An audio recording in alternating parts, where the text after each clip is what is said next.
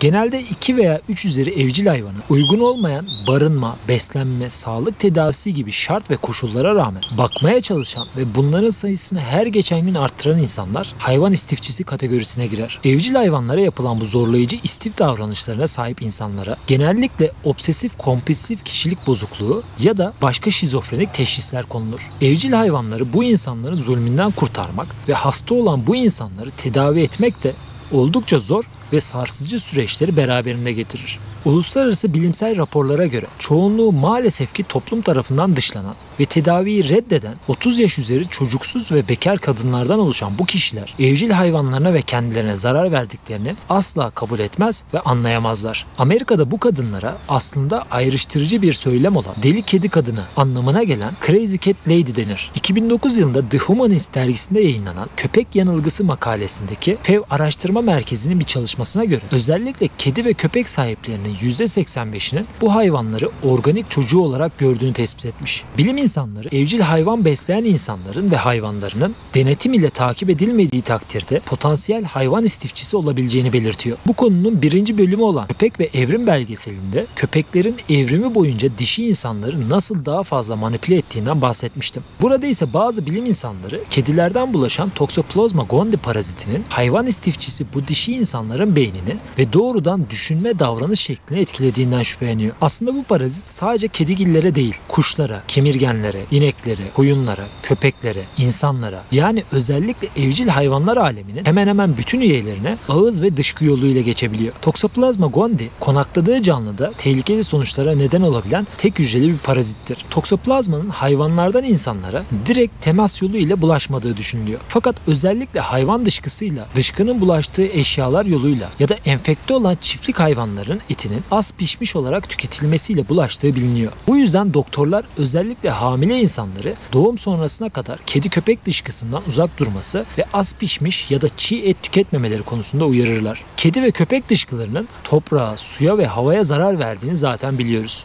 Fakat bunların en yenisi 2022 yılında British Ecological Society dergisinde yayınlandı. Bilim insanları sahipleri tarafından toplanmayan köpek dışkı ve idrarlarının Belçika'nın Gent kenti yakınlarındaki doğal rezervlere her yıl hektar başına 11 kilogram azot ve 5 kilogram fosfor karıştırdığını hem tarım arazisine hem de ekosisteme büyük bir zarar verdiğini keşfetti. Düşünün ki bunlar başıboş köpeklerin park, bahçe ve tarım arazilerinde keyfine göre gezip dışkılamadığı bir senaryoda gerçekleşiyor. Bizdeki 15 milyon köpeğin 10 yıllardır günde en az 2 kere rastgele dışkı bıraktığını düşünürsek zaten inşaat, çarpık kentleşme, üretim maliyetleri ve kuraklık ile tükenme noktasına gelen tarım arazileri ve içme sularının daha da kötüye gideceğini kolaylıkla anlayabiliriz. Bilim insanları endüstri ve trafik nedeniyle köpeklerin azot salınımının göz ardı edildiğini ama bunun hatalı ve en az onlar kadar etkili bir zararı olduğunu da ekliyor. Avrupa'da bu köpekler için özel parklar ve sahiplerine dışkıları hızlıca temizlemeleri için bir kurallar belirlenmesi gerektiği belirtiliyor. Az önce bahsettiğim toksoplazma enfeksiyonu taşıyan anne adayları ise sitesinde yazanlara göre maalesef ki düşük, erken doğum veya doğum sonrası bebeği kaybetme gibi risklerle karşı karşıya kalıyor. Özellikle anneden bebeğine geçen toksoplazmanın bebekte çeşitli nöbetler, karaciğer ve dalak büyümesi, sarılık ve göz enfeksiyonuna da neden olduğu belirtiliyor. Beyne bile ulaşabilen bu parazit temas ettiğiniz kedi veya köpekte bulunuyorsa dışkılarını temizleme esnasında veya evin içinde duran kedi kumu gibi ortamlarda bulaş riski birden artıyor. Kediler ve köpekler bu paraziti yedikleri çiğ etlerden, diğer kedi, kemirgen ve kuşlardan ya da paraziti toprağa temas eden yerleri yalarken kapabilirler. Sokakta özgürce gezip çöpleri karıştıran veya avlanan bir kedi veya köpeğin bu paraziti taşıma ve size bulaştırma oranı oldukça yüksektir. Gelin görün ki bazı yerler bu hayvanların bu şekilde beslenmesi cehaletin getirdiği bir mutlulukla özellikle destekleniyor. Toksoplazma parazitinin aslında farelerin beynini ele geçirdiği ve farelerin kedilere karşı daha fazla yakınlık hissetmeye ve onlara yaklaşmaya neden olduğu biliniyor. Parazitin üreyebilmek için fareyi bu durumda konakçı olarak kullandığı ve kedinin onu avlaması için farenin davranışlarını etkilediği düşünülüyor. Böylece kedinin geldiğini görse bile fare ondan kaçmaz, aksine o da kediye yaklaşmaya ve ona yakın olmaya çalışır. İşte bazı bilim insanlarının bu parazitin dişi insanlarda da benzer durumlara yol açtığını ve bu insanların kediler ve köpeklerle fiziksel olarak iğrenmeden birbirlerini ağızlarından öpmek, aynı yatakta yatma veya aynı yemeği yemek gibi davranışlara kadar çeşitli yakınlaşmaları etkileyebileceği konusunda şüpheleri bulunuyor. 2013 yılında Experimental Biology dergisinde yayınlanan makaleye göre de Toksoplazma bulaşan insanlar hırçınlaşarak kendilerine veya başkalarına zarar verme ve şizofreni gibi hastalıklara yatkın hale geldiği belirtiliyor. Aşırı toksoplazmaya maruz kalan, zayıf bağışıklık sistemine sahip insanlarda ise gözler ve beyin başta olmak üzere diğer organlara da aşırı zarar vererek ölüme bile neden olduğu biliniyor. Halk arasında kist hastalığı olarak bilinen kist hidatik hastalığının etkeni ise Echinococcus granulosus adı verilen özellikle kedi ve köpek dışkılarından bulaşan bir parazittir. Köpek dışkısı ile atılan parazit yumurtaları çok dayanıklıdır. Toprakta ve soğuk ortamda 1 yıla kadar canlı kalabilirler. Dışkı ile atılan bu parazit yumurtaları hayvanların ayakları, arazideki eğim, rüzgar ve yağmurlarla birlikte içme suları ve tarım arazilerine kadar her yere yayılabilirler. İnsana bulaşan yumurtalar bağırsaklarda açılarak kan ve lenf yoluyla öncelik sırasıyla karaciğer, akciğer ve diğer organlara yerleşerek kist formunda yaşamlarını sürdürmeye başlarlar. Hastalık başlarda ve kistin küçük olduğu dönemlerde uzun yıllar boyunca belirsiz bir şekilde kendini gizler. Fakat kist büyüdükçe bulunduğu bölgede ve oluşturduğu basıya göre bazı belirtiler ortaya çıkarmaya başlar. Kistler en sık karaciğer ve akciğerlerde görünseler de bazen dalak, karın zarı, böbrek, kemik, göz yuvası, beyin, kalp ve yumurtalıklara da yerleşebilirler. Karaciğer yerleşiminde karnın sağ üst kısmına ağrı, bulantı, kusma ve bazen kaşıntı ve sarılık gibi belirtiler gösterir. Kistin akciğere tutunduğu senaryolarda ise solunum sıkıntısı, öksürük, ağızdan kan gelmesi ve göğüs ağrısı şeklinde kendini gösterir. Sadece 2019 yılında bile 1867 kişi cerrahisi çok maliyetli olan kist hidatik tedavisi olmak zorunda kalmış. Kist hidatik hastalığının kedi ve köpeklerde bu derece çoğalmasının temel sebebini ise hayvanseverlik adı altında yüksek miktarlarda toplanan bağışlar sonrasında çiğ etlerle besleme yapılması ve devamında parazit aşı ve tedavilerinin hiç yapılmamasıdır. Düşünün dostlarım, sokaklarda çiğ etlerle beslenen kedi ve köpeklerin hangisinin aşısı yapılıyor veya parazit tedavisi görüyor? Kedi ve köpek sahibi olan insanlar evcil hayvanların zarar görmesini ve acı çekmesini engellemek için her 3 ay aralıkla kedi ve köpeklerin aşılarını yaptırarak onların sağlıklı kalmasını sağlarken sahipsiz bir şekilde sokakta kalması için inat edilen bu hayvanların çoğu ya gençlik hastalığına ya da başka bulaşıcı hastalıklara yakalanıp acı çekerek ölüyor. Zaten kontrolsüz ve denetimsiz bir şekilde üremesi için desteklenen ve sayıları 10 milyonu aşan hayvanlara bu saatten sonra bu tedavi ve aşıların yapılması imkansız. Belediyeler, siyasi partiler ve hayvan istifçileri üstlerine düşen sorumlulukları yapmak yerine yapmamaları gerekeni yapıp bu hayvanları senelerce çiğ etle besleyip üstüne bir de doğrusunu söyleyen insanları kedi ve köpek düşmanlığı ile suçlayıp linç ettikleri için bu hayvanlar zarar görmeye maalesef ki devam ediyor. Amerikan Hayvanlara Zulmü Önleme Derneği ise bu gibi istifçileri ve besledikleri hayvanları denetim altında tutmayı ve bu insanları tedavi etmeyi amaçlayan doktorlarla çalışan hayvan istiflemeyi önleme ekibi kurmuş. İşte buradan da çözümlerden bir diğerinin başıboş popülasyonların daha da üremesine neden olan hayvan besleme ekiplerinin değil, aksine hayvan istiflemeyi önleme ekipleri olduğunu öğreniyoruz. Amerika Birleşik Devletleri'nde hayvan istifçileri eyalete bağlı olarak hayvanlarına belirli bir düzeyde bakım sağlayamama, yani hayvan refahı yasaları ile yargılanabilirler. Örneğin Alaska ya da Colorado'daki zulüm yasası da hayvanların refahı, mutluluğu ve huzuru için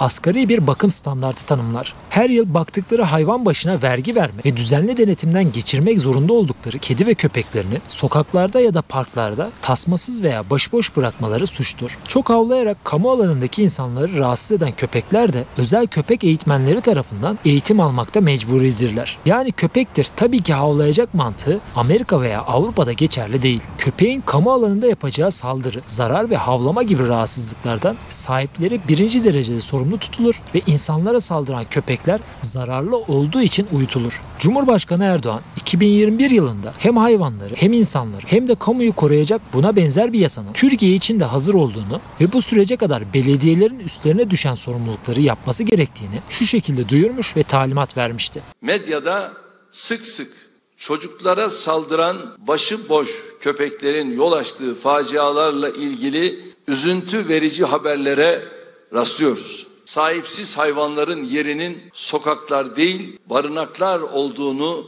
unutmamalı. Büyük şehirlerimiz olmak üzere tüm belediye başkanlarıma sesleniyorum. Sahipsiz hayvanlar için lütfen ön alın. Sıcak ve güvenli barınaklar kurarak gıda artıklarından hayvan maması üretimini teşvik ederek pek çok gönül kazanabiliriz. Örneğin Avrupa ve Amerika'da evcil köpek sahipleri sokak köpekleri sahipsiz değildir diye tweet atıp sonra hiçbir şey olmamış gibi sıcak ve güvenli ortam sağladıkları kedi kedi ve köpekleriyle hayatlarına korunaklı sitelerde devam edemezler. Çünkü kanun ve yasalar insanların beyanlarına bakarak sahibi olduklarını söyledikleri hayvanlara bakması gerektiğini belirterek bunu özgürce dile getiren kişi ve kurumlara belirli sorumluluklar verir. Eğer kişiler bu köpek veya kedilerin sahibi olduklarını iddia ediyorlarsa bu kedi ve köpeklerin yeterli miktarda temiz yiyecek ve suya ulaşmasını, sağlığını ve güvenliğini korumak, aşılarını yaptırıp tüm bakımlarını devamlı takip etmek ve bu hayvanların başka hayvanlara veya insanlara verebileceği zararlardan direkt sorumlu tutulurlar. Aynı şekilde bir kişi bilerek, umursamazca veya kasıtlı olarak hayvanlara zulüm eder, ceza amacı ya da ihmal ile bir hayvanı gerekli besin kaynaklarından yoksun bırakıp hayvanda kronik veya tekrarlanan fiziksel hasara yol açacak şekilde barındırılmasına izin verir veya hayvana uygun yiyecek veya hava şartlarına uygun koruma sağlamazsa bu kişiler hapis ve para cezasına çarptırılmanın yanı sıra hayvanları elinden alınır ve bir daha hayvan bakamayacak şekilde cezalandırılırlar. Sahibi olduğu belirtilen bir hayvana uygun bakım standartını sağlayamama birinci sınıf bir kabahattir. Sahipsiz olmadığını iddia ettiği hayvana çip taktırdıktan sonra her şeyinden sorumlu tutulur. Kedi ve köpek sahipleri